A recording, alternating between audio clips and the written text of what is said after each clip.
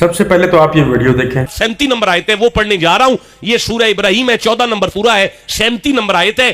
بھائی ایک جنگل ہے، بیابان ہے، دور دور تک ریت کے ٹبے چمک رہے ہیں. ایک جوان بیوی کے ساتھ ایک نبی ہے اور اس کا چند دن کا بچہ ہے. جنگل میں ٹبے پر بیوی کو چھوڑ کر، بچے کو رکھ کر، 2 قلعے کے فاصلے پہ کھڑے ہو کر مصطفیٰ کے دادا ابراہیم نے ہاتھ اٹھا کر اللہ کی بارگاہ میں عرض کیا، ربنا انی اسکنتو من ذریتی بواد غیر ذی زرع. اللہ، میں اپنی اولاد اور اپنی بیوی کو جنگل بیابان میں چھوڑ کر جا رہا ہوں. مجھے میری بیوی کی عزت کا کوئی خطرہ نہیں ہے، مجھے میرے بچے کی جان کا بھی خطرہ نہیں ہے، مجھے ان کی بھوک کا بھی خطرہ نہیں ہے، اس لیے کہ میں جانتا ہوں دور دور تک جنگل ہے، ٹبے ہیں، کچھ نہیں اگتا. پر عند بیتک المحرمی، یہاں کچھ نہیں ہے نا، پر تیرا گھر تو قریب ہے نا. پتہ چلا ابراہیم کے عقیدے میں کعبہ مشکل کشا ہے. وزنی جملہ تھا، ٹھنڈا بولے ہیں، میں پھر کہوں گا، ابراہیم کے عقیدے میں کعبہ مشکل کشا ہے. نہیں بولے جوانی کو کیا کرنا ہے، گھر جا کے آگ لگانی ہے جو قرآن کا ساتھ نہیں دے پائی. پھر سے کہتا ہوں، نبی ابراہیم نبی ہو کر اگر پتھروں کو مشکل کشا مان کر بھی نبی رہا تو ہم کعبے میں آنے والے علی ولی کو مشکل کشا مان کے مشرک کیسے ہو رہے ہیں؟ اس بندے کے ایک ایک الفاظ پہ آپ نے غور کرنا ہے. 14 نمبر سورت ہے، سورہ ابراہیم، 37 نمبر آیت ہے. اب ایک کام کرتے ہیں کہ ہم وہ 37 نمبر آیت جو ہے نا، یہاں پہ ایک تصویر PDF کے طور پہ لگا دیتے ہیں. آپ خود ایسا کریں، اسی 37 نمبر آیت کو پڑھیں اور نیچے ترجمہ لکھا ہوا ہے، اس ترجمے کو پڑھیں کہ اس میں حضرت ابراہیم علیہ السلام اللہ تعالیٰ سے کیا کہہ رہے ہیں.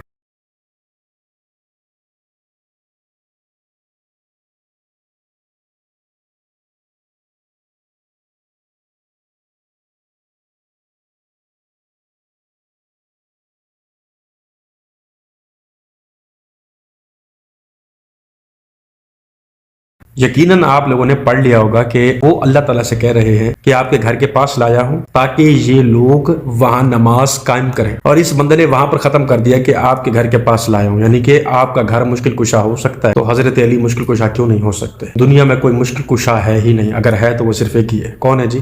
حضرت علی، جس نے اللہ کی حق کتاب پر جھوٹ باندھا جو کہ ہمارے پیارے نبی صلی اللہ علیہ وآلہ وسلم پر نازل کی گئی. ترجمہ نکالنے کے بعد، ترجمہ کرنے کے بعد اس کو اپنے لفظوں میں اس بندے نے ایکسپلین کر دیا ہے، اور جس عوام کے سامنے کیا ہے اس کو صرف سبحان اللہ کرنا آتا ہے، الحمدللہ کرنا آتا ہے، نعروں پہ اونچے اونچے مطلب کہ ایسے ہاتھ بلند کرنا آتے ہیں، اونچی آوازوں سے نعروں کو جواب دینا آتا ہے. یہ ان میں حیا نہیں ہے کہ ہم گھر جائیں، گھر جا کے پڑھیں اور پڑھنے کے بعد سمجھیں. اس 37 نمبر آیت کے اندر حضرت ابراہیم علیہ السلام کیا کہہ رہے تھے اور اس بندے نے صرف کیا مطلب نکالا ہے. یہ مطلب صرف نکالتے ہیں اپنے پیر فقیروں کو بلند کرنے کے لیے. کبھی حضرت علی نے کہا تھا کہ میرے جانے کے بعد مجھے مشکل کشا مان لینا، میری قبر پہ آنا، دعا میں کہنا کہ حضرت علی میری مدد فرمائے؟ تو شرم نہیں آتی؟ تو ہم نے حضرت علی پہ جھوٹ باندھا، حضرت ابراہیم علیہ السلام پہ جھوٹ باندھا کہ وہ پتھروں کو مددگار سمجھ رہی ہے. جب وہ پتھروں کو مددگار سمجھ رہے ہیں تو حضرت علی مدد کیوں نہیں کر سکتا ہے؟ اور قرآن کا غلط مترجم کیا تم نے، قرآن پہ جھوٹ باندھا، اللہ کی کتاب پہ جھوٹ باندھا. اگر تم لوگ پڑھنا شروع کر دو نا قرآن کو ترجمے کے ساتھ لفظ با لفظ، میں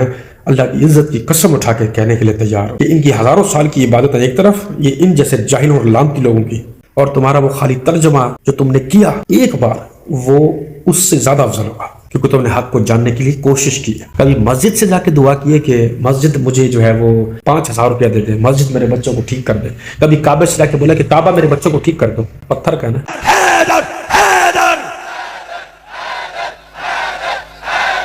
دونوں ہاتھ اٹھا کے حیدر حیدر.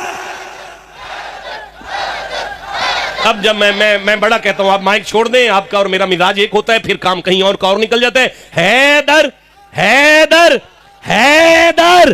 جب مجھے یہ کہتے ہیں نا حیدر، مجھے سمجھ آتی ہے حیدر یعنی آج بھی علی کا دروازہ کھلا ہے. ٹھنڈا بولے ہو یار. جب مجھے کہتے ہیں نا حیدر حیدر حیدر تو مجھے سمجھ آتی ہے علی کے علاوہ کوئی در ہے تو دکھاؤ. جب مجھے کہتی ہے نا حیدر تو پھر مجھے یاد آتا ہے کہ سینے پر ہاتھ رکھ کے علی نے مرحب سے کہا تھا میری ماں نے میرا نام حیدر رکھا. اور یار جب مجھے حیدر کہتے ہو نا پھر مجھے تاریخ مکہ کا وہ جملہ یاد آتا ہے. حاجی یہ تاریخ مکہ کا جملہ بڑی ذمہ داری ہے یار, کیمرے دنیا ساری سن رہی ہے. تاریخ مکہ کا جملہ ہے کہ بیت اللہ کے صحن کے قریب ایک جادوگر رہا کرتا تھا, اس کے پاس ایک سانپ ہوا کرتا تھا. مکے میں اگر کوئی بچہ پیدا ہوتا تھا تو وہ لوگ اس کے پاس لے کر آتے تھے, اسے کہتے تھے چیک کر یہ اپنے باپ کا ہے یا حرامی ہے. وہ اس پر اپنا سانپ چھوڑتا تھا, اگر وہ عذاب پہنچاتا تکلیف دیتا بچے کو تو وہ کہتا کہ یہ اپنے باپ کا نہیں ہے, اور اگر سانپ کچھ نہ کہتا تو وہ کہتا یہ اپنے باپ کا ہے. آج ابھی طالب مکے کے اس ٹبے سے علی کو گود میں اٹھا کر گزر رہے ہیں, سپیرے کی نظر پڑی, اور نظر پڑی تو آواز دے کے کہنے لگا اے کعبے کے گدی نشین, اے کعبے کے گدی نشین یہ لڑکا کس کا ہے؟ ابھی طالب نے فرمایا میرا ہے. تو رکھو پھر چیک کروں. فرمایا مجھے پتا ہے میرا ہے, تو اپنی تسلی کر لے. علی کو ٹبے پر رکھا, ابھی طالب نے علی کو ٹبے پر رکھا, اس نے اپنا سانپ چھوڑا. چند دن کے علی نے سانپ کو گردن سے پکڑا, اسے مروڑا, اس کی گردن توڑ کر پرے پھینکی. اب وہ جناب وہ اپنی پگ کو زمین پر پھینک کر حیاتن کہتے ہیں سانپ کو, درہ کہتے ہیں چیر دینے کو. اب وہ تڑپنے لگا حیاتن درہ حیاتن درہ حیاتن درہ حیاتن درہ حیاتن درہ, ہائے میرا سانپ چیر دیا, حیاتن درہ حیاتن درہ. ابھی طالب نے اس کے کندھے پہ ہاتھ رکھا, کہنے لگا اے کعبے کے گدی نشین آج کے بعد حلالی حرام کی پہچان کون کرے گا؟ رکھ کر ہاتھ ابھی طالب نے کہا پریشان نہ ہو, آج تک تیرا سانپ کرتا تھا, آج سے قیامت تک میرے بیٹے علی کا نام کیا کرے گا. یہ بھی میرے بچپن کا واقعہ ہے کہ میں ایک بار جو ہے وہ کوئی چاکلیٹ کھا رہا تھا, تو اس کی جو ہے نا وہ جو پنی ہوتی ہے, ریپر بولتے ہیں نا, ریپر, یہ سنہری کلر کا تھا. تو میں نے یوں وہ کھول کے میں نے اس کو پھینکنے لگا, تو میرے سنت نے فرمایا اس کو پھینکے نہیں. تو اس میں سوال کرنے ہی لگا تو میرے سنت نے خود ہی فرمایا کہ سنہری جالیاں. تو پھر اس کے واسطے میں رک گیا. اچھا کیا, بہت اچھا کیا.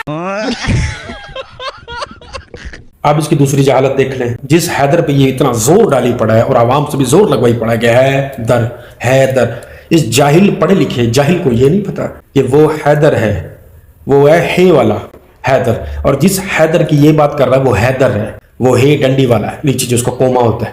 اس کو تو اتنا نہیں پتا کہ وہ حیدر ہے, اور جو یہ ایکسپلین کر رہا ہے وہ حیدر ہے. اس لانتی کو اتنا تک نہیں پتا, اور اس کو تم نے پیر اور پتہ نہیں کیا کچھ مانا ہوگا. لوگ اس کے ہاتھ پیر بھی چومتے ہوں گے یقیناً, اور صرف اسی لفظ پہ اس نے پتہ نہیں لوگوں سے کتنے پیسے ماٹھے ہوں گے جو اس پر لٹائے جا رہے ہیں. وہ الگ کنجروں کے جیسے جس پر لٹاتے ہیں نا پیسے, وہ الگ ہیں, اور اس کے بعد جو اس کو بکنگ کے لیے دیے ہوں گے نا, جس طرح سے وہ لڑکیاں اٹھوا کے تم بکنگ پہ لاتے ہو, وہ الگ ہے. تمہیں کیسے پتا چلا؟ تمہیں کیسے پتا چلا کہ میں کون ہوں؟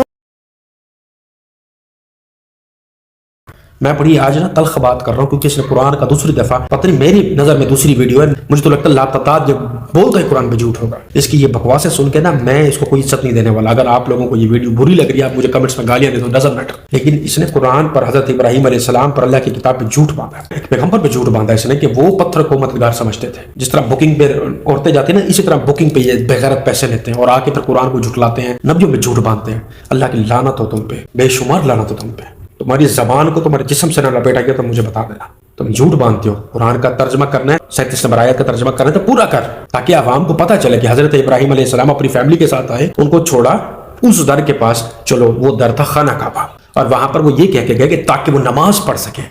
اس لیے نہیں چھوڑا کہ وہ در ان کی, وہ پتھر جو ہے اٹھ کے ان کی مدد کریں گے. وہ کرے گا مدد, وہ کرے گا مدد جو وعدہ لا شریک ہے, پتھر نہیں. کمال ہے, پورے پیغمبر پورے نبی میسنجر آف گاڈ پتھروں سے لڑتے ہیں, جھگڑتے آئے ہیں. یہ شرک مت کرو, مشرک مت بنو, پتھروں سے مت مانگو, دیواروں سے مت مانگو, مزاروں سے مت مانگو, ہیں, اور تم اسی طرف لگا رہے اور بول رہے کہ وہ اللہ کے پیغمبر بھی یہ کرتے تھے, اور لعنت ہے تم پہ. خدا کے لیے اس ویڈیو کو اتنا شیئر کرو کہ ان جیسے لوگوں کو جو چومتے چاٹتے ہیں نا لوگ, ان کو عقل آئے اور ان کے جوتے مارے. آج کے بعد بولا ہے نا ایسے لوگوں کو جو قرآن اور پیغمبر پہ جھوٹ باندھتے ہیں. میری اس بات سے کون کون متفق ہے, اور میری ویڈیوز آپ کو کیسی لگی, ایکسپلینیشن کیسی لگی, کمنٹس میں اپنی خوبصورت رائے کا اظہار ضرور کیجیے گا. دعاؤں میں یاد رکھیے گا. دیجیے گا آدھی ٹیک کو اجازت. ملتا ہے نیکسٹ ویڈیو میں, تب تک کے لیے اللہ حافظ.